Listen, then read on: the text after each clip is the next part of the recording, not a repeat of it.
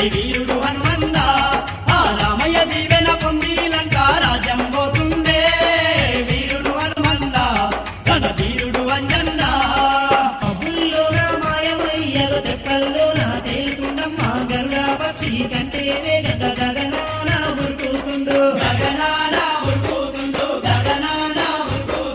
అంజన్న దేవుడు పోతా ఉంటే సముద్రుడే సంబరపడే సకని అంజన్న ధైర్యాన్ని మెచ్చి సకల